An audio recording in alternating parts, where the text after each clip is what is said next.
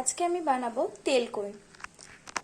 কই মাছগুলোকে আমি সুন্দর করে ধুইয়ে তার মধ্যে নুন, হলুদ আর সামান্য একটু তেল মাখিয়ে রেখে দিয়েছি। এগুলোকে ভাজবো।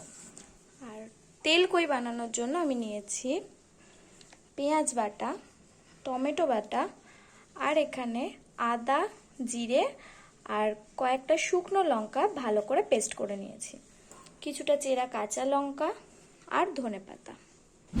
এবার আমি মাছগুলোকে ভেজে নেব।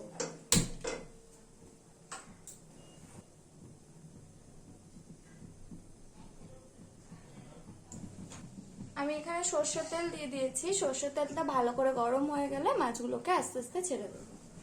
তেলটা আমার খুব ভালো করে গরম হয়ে গেছে। এবার আমি একে একে মাছগুলোকে ছেড়ে দেবো।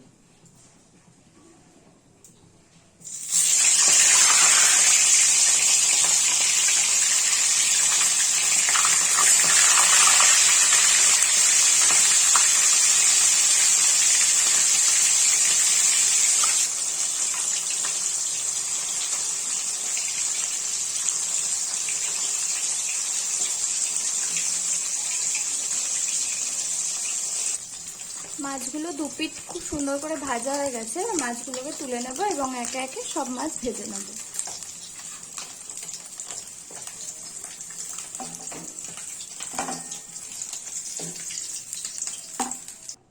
মাছগুলো আমার সব ভাজা হয়ে গেছে। এবার আমি ফোড়নের জন্য ইউজ করছি তেজপাতা আর খানিকটা কালো জিরে।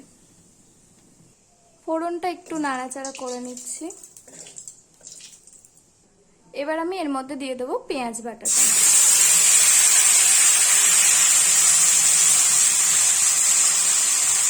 এবার দিচ্ছি চেরা কাঁচা লঙ্কাগুলো। এটাকে বেশ খানিকক্ষণ সুন্দর করে কষিয়ে নিতে হবে যতক্ষণ কাঁচা গন্ধটা না যাচ্ছে। এবার আমি এর মধ্যে দিয়ে দিচ্ছি আদা, জিরে আর শুকনো লঙ্কা যে পেস্টটা করে রেখেছিলাম সেটা।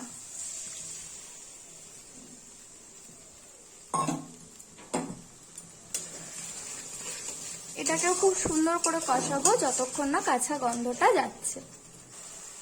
মশলাটা থেকে কিছুটা তেল ছাড়ছে। এবার আমি দেবো টমেটো বাটাটা। টমেটো বাটা দেওয়ার সঙ্গে সঙ্গে দেবো সামান্য লবণ। এটাকে আবারও 2 থেকে 3 মিনিট আমি কষাবো। 2 থেকে 3 মিনিট কষানোর পর এবার আমি দেব হলুদ গুঁড়ো, সামান্য একটু ধনে গুঁড়ো আর দেব কাশ্মীরি লঙ্কার গুঁড়ো। এবার সবগুলোকে একসাথে আবার খানিকক্ষণ ভালো করে কষিয়ে নেব।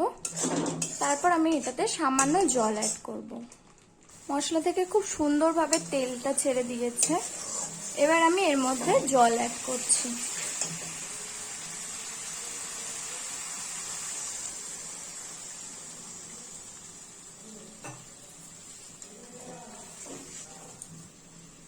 এবার 5 মিনিটের জন্য এটাকে আমি ঢেকে দেব। 5 minutes later. জলটা ফুটে গেছে। এবার আমি মাছগুলোকে ছেড়ে দেব।